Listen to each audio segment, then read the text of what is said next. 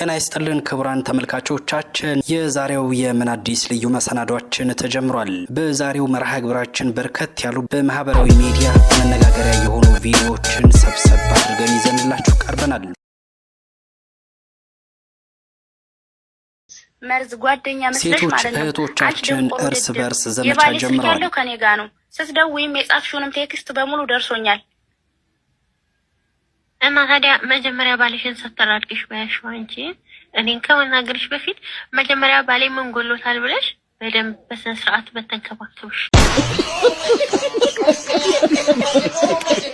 የልባም ልጅ በ15 አመቷ አግብታ በ17 አመቷ ትወልዳለች። አንቺ በ27 አመቶች ቁጥሬን ማንሰጣ ቁጥሬን ከየት አገኘሁት ያለሽ ገልቱ ከየት የሚምጣ ቁጥሩ ዋናው መደወሉ ነው። ሰይጣን ይስጠው መጋኛ ይስጠው ጓደኛ ይስጠው ጠላቱ ነው ዝሮ የሚሰጠው። ያ7 አመት ጠላት አንድ ክፉ ጠላት ይኖረዋል እሱ ነው የሰጠው።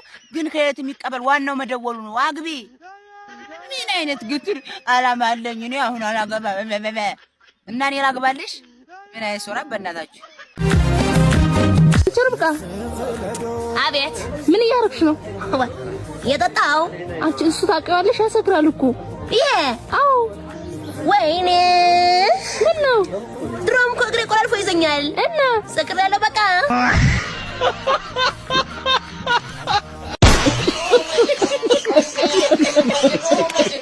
ፓስተሩ ከ2 ሚሊዮን ብር በላይ ከምዕመናን አጭበርብሮ እንደወሰደ ተጋልጧል። ይሁንና ፓስተሩ ለምዕመናን የማይጠቅመን ገንዘብ ነው የወሰድኩት ሲል አስተባብሏል። አንተ ተነስተህ ከህዝቡ 6,000 ብር ወሰድክና ወሰድክ። ምን ወሰድኩ?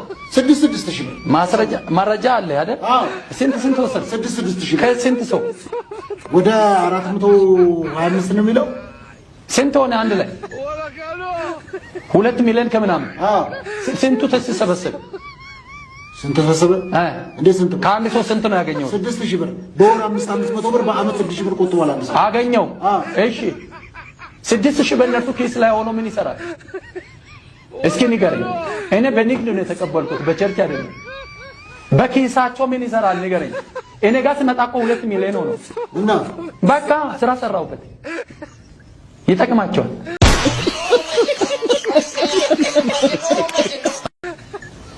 እንዴ እያልኩ ያለው ምንድነው? ከቅድም 6,000 ብር ባንተ ኪስ ከሚሆን እኔ ጋር ቢገባ ይሻላል እያልኩ ነው ያለው። ስራ ይሰራል። ያ 6,000 ሰርቄ አይደለም የተቀበልኩት በሰው ስምምነት ነው። እንዴ 6,000 እኔ ጋር ሲመጣ ስራ የሚሰራ እኮ ይኸውልህ 6,000 ተጠራቅሞ እኔ ጋር ሚሊዮን ሆነ አይደለ? እነርሱ ጋር ሲቀመጥ እኮ 6,000 ነው የሚሳ ነው በቃ። እንዴ አንተ እኮ ሚሳ በልተህ እኮ የምትከፍለው ነው 6,000 ብር። እኔ ደግሞ እኮ የሰዎች ተስፋና እምነት ጀምራለሁ። ባንስ ብድርና ቆጥባ ብሎ ቆጥበዋል ሰዎቹ ይተርፍላቸዋል። 6,000 መመለስ እኮ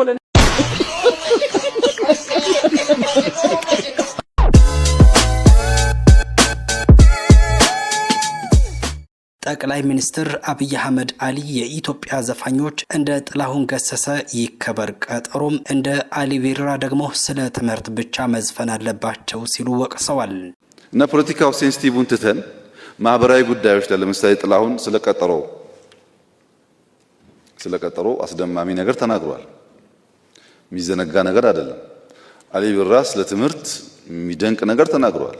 መቼም አሊ የለም ጥላሁን የለም፣ እነዚህ ጉዳዮች ግን ይኖራሉ። በዚያ መንገድ ማህበራዊ ጉዳይ ላይ ያተኮረን ነገር ማድረግ ብትችሉ። ሽንኩርት እስከ 25 ብር አልወረደም።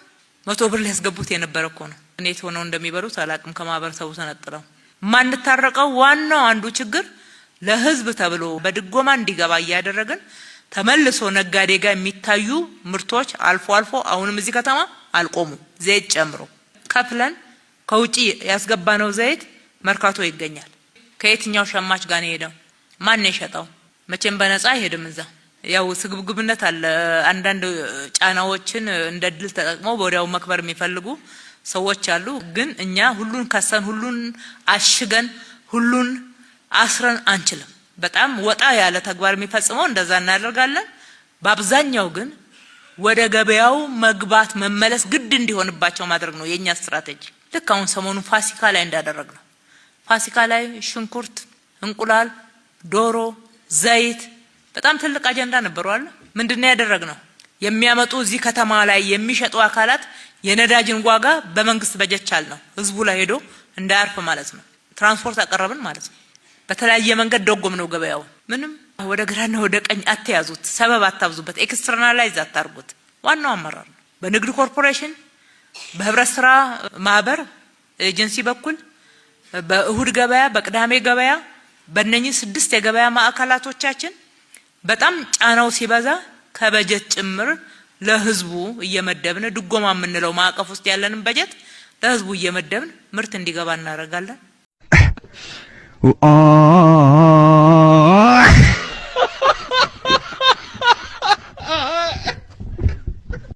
ህዝቡ ጋር ደግሞ ተመልሶ ሲሸጥ ቁጥጥር እናደርጋለን። አመራር ፎሎወርሺፕ ነው። አመራር ጊዜውን ሰጥቶ ከልቡ ሆኖ በተናገረው ልክ እየሰራ የሚመራ ከሆነ ይከተለዋል። ሌላው ማህበረሰቡ ደግሞ እንዳለ አመራርን ይከተላል ማለት ነው፣ ይደግፋል። በቀላሉ የሚደግፍ ማህበረሰብ ነው እንደምታውቁት። በእነኛ 5 ዓመታት 90 ቢሊዮን ብር እኮ ለህብረተሰብ ተሳትፎና ለተለያዩ ስራዎች ያዋጣል ማህበረሰብ እኮ ነው። 32000 ፕሮጀክት እኮ ማህበረሰቡን አሳትፈን እኮ ነው ከ60 ሺዎቹ የገነባ ነው። ሰላማችንን ለማስጠበቅ እኮ ነይን ማህበረሰብ እኮ አስተባበረን ነው። አመራር ነው ወሳኝ ማለት ነው። አሁንም ያፈጻጸም ልዩነቶች አሉን። እኩል ምቹ ሁኔታ፣ እኩል በጀት፣ እኩል የሰው ኃይል እያለን ከተቋም ተቋም ያሉ ልዩነቶች መስተካከል መቻል አለባቸው። እሱ ደግሞ አመራር ነው።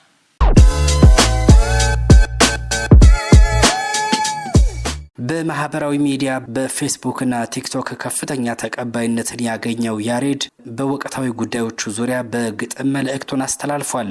ባዶ ኪስ ዞር እንዲሁ ሳልዳር አንዲት ቆንጆ አየው ከጎዳናው ዳር አባት እባክህ ዳቦ ሲል አንደበቷ ምን አባቴ ላርግ ስትለምነኝ ልክ እንደ አባቷ ድግስ ካገኘው ብዬ ዙሪያዬን ስዞር አየው ዳስ ሄጄ ጠየኩኝ ከድምተኛ ውጭ ጋብዙ እንደው ጥቁር እንግዳስ የለም ሲል ከፍቶኝ ስለምን ከበር ግቡታ ደሞ አላልክም ነበር የራባተቴን ችሎ ማስታገስ ስላልታደልኩኝ ቢያንስ አይድከማት ከፀሐይ ትትረፍ ብዬ ዳስጣልኩኝ ረፋት በለኝ ሆዴን በጎመን ልደልለው ነው ባልደግስ እንኳን ለጥላ እንዲሆን ድንኳኔን ብጥል ምን ችግር አለው መፍትሄ አጥቼ በመንከራተት ቤተስኪያን ቤት ጠፍቶ ሁሉ አምላኩን ትቶ ገንዘብ ያመልካል እግዚአብሔር ሰው ነኝ የሚለው ሁሉ እውነት ልናገር ከናንተ የባሰ ኃጢአተኛ ነኝ ግን ይህን ስሙ በሐሰት ትንቢት ብዙ ምእመን ተሰብሯል ቅስሙ ዓለም ሳት ሞላ ሆናብህ 9 እንድትባረክ ያለህን ስጠኝ ብላችሁ በቃል ብትደልሉትም ለኃጢአተኞች ሲል ነው የመጣው ከድሃ በላይ ብዙ አትቀርቡት ህዝቡ እንደው እግዚአብሔር ከሾመው ያከብራል ዙፋን የምንጮህ ኑሮ ከብዶን ነው ቀን ስለገፋን እንጂማ ባለስልጣንን አክብሮ መኖር እኛ መች ጠፋን እርቦን ካልሞትን የምን ዝም ነው እንጠይቃለን በአመፃ አይደለም ወግ እናውቃለን ግን ስለ ራስ ማሰብ ሆኖ ከሆነ ባንቀጽ የሚያስቀጣ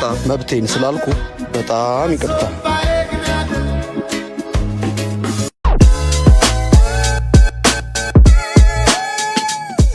ፖለቲከኛው የነፍጣም ባንዳ ልጅ ከመሆን የነፍጠኛ ልጅ መሆንን 1000 ጊዜ መርጣለሁ ብሏል። የነፍጣም ባንዳ ልጅ ከመሆን ለሀገሩ የሞተ ነፍጠኛ ልጅ መሆን ጠመንጃ አንስተው ለሀገራቸው መዋጋት ምንም የማይደክማቸው ሰዎች ናቸው። በአሁኑ አነጋገር አንዳንዴ ነፍጠኛ ይባላሉ ጠመንጃ ስላነሱ። እኔ በጣም ኮራበታለሁ። የነፍጣም ባንዳ ልጅ ከመሆን ለሀገሩ የሞተ ነፍጠኛ ልጅ መሆን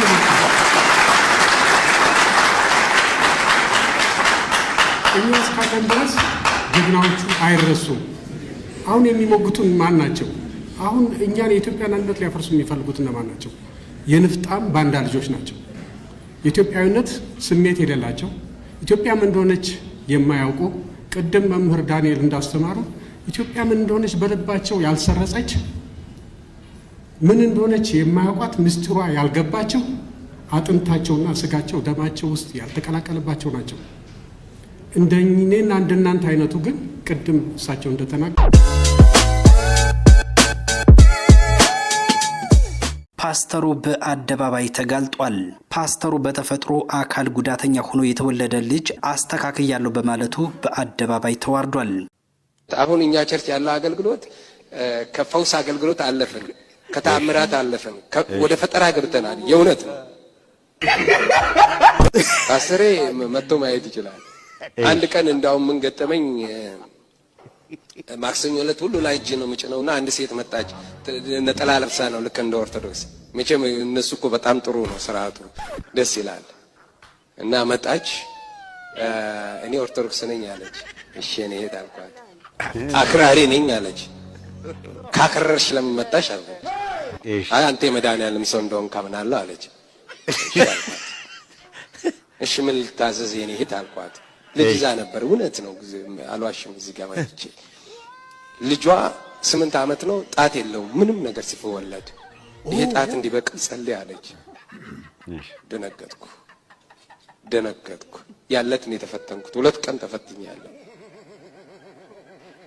በኋላ እሷም እንዳትቀይም እጄን ዘረጋውና በዚህ እንደዚህ ጣት ያልኩትና በኢየሱስ ጣት ብቀል አልኩና እኔ ሄድኩኝ።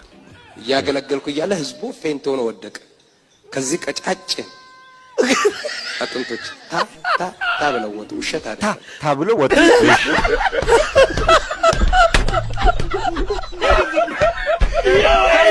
አድማጭ ተመልካቾቻችን የዕለቱ ምን አዲሳችን እየተከታተላችሁትን ይመስል ነበርም። ለቻናላችን አዲስ የሆናችሁ ቪዲዮውን ላይክ እና ሼር ቻናሉን ሰብስክራይብ ማድረጋችሁን እንዳትዘነጉም። በሰላም ዋሉ።